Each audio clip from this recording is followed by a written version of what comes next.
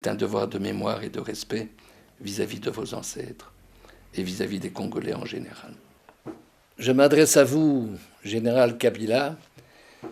Avez-vous vraiment intérêt à ce que les élections qui sont prévues à la fin de cette année suite à l'accord de la Saint-Sylvestre aient vraiment lieu? Moi, je ne crois pas.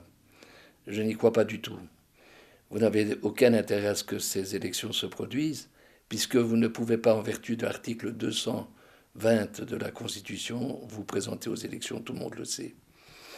Donc vous êtes devenu un dictateur, en quelque sorte, comme il y en a déjà eu. Et malgré tout cela, vous êtes quand même le premier des Congolais, et le premier des Congolais doit protéger. C'est une loi fondamentale du chef de l'État, il doit protéger sa population.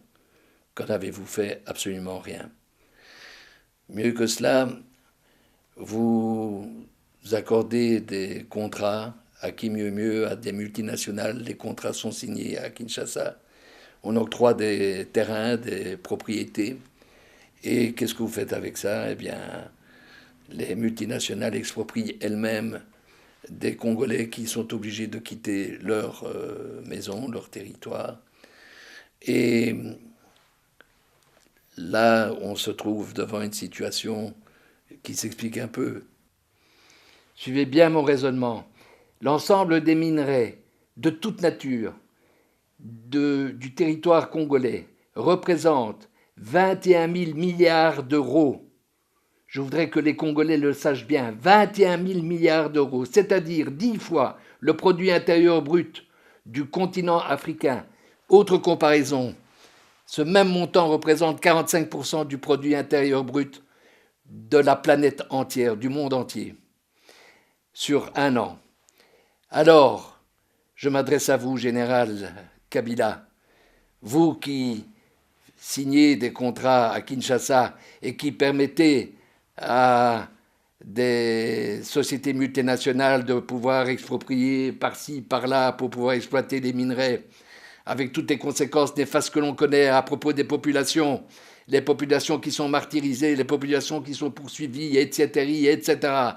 Bref, tout le malheur de la République démocratique du Congo, puisque c'est ainsi qu'il faut l'appeler, eh bien, vous avez une lourde responsabilité et je crois que vous devez avoir le courage, Général Kabila, le courage pour une fois dans votre vie de quitter les manettes du pouvoir. Je crois que c'est vraiment indispensable et salutaire pour le peuple congolais. Enfin, je vais terminer en vous disant combien j'ai un rêve. Et ce rêve, c'est, comme disait Martin Luther King, I have a dream. Et ce rêve rejoint en quelque sorte, pour paraphraser le général de Gaulle en août 1944 lors de la libération de Paris, ce rêve c'est République démocratique du Congo qui a été outragée, qui a été brûlée, qui a été martyrisée, mais République démocratique du Congo, enfin libérée. Je crois que c'est le vœu du peuple congolais tout entier. Je vous remercie, bien chers frères et sœurs congolais. Je vous remercie pour votre attention et sachez que je suis à vos côtés. Vive le Congo libre. Oh doux, un fier pays Congo, pays de nos aïeux, soyons fiers. Les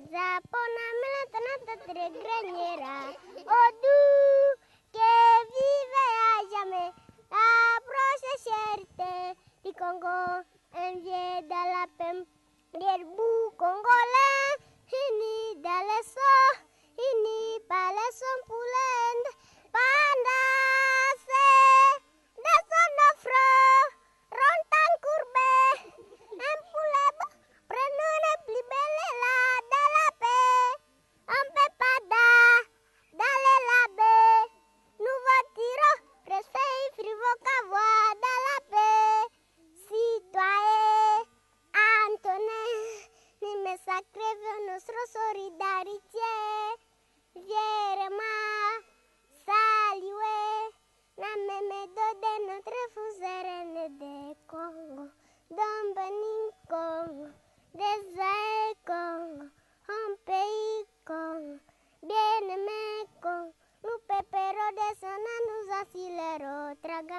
Trasegero nu sole, trazes de distante joie, nu sa che sale te mue, nu sa che se limo tre se mă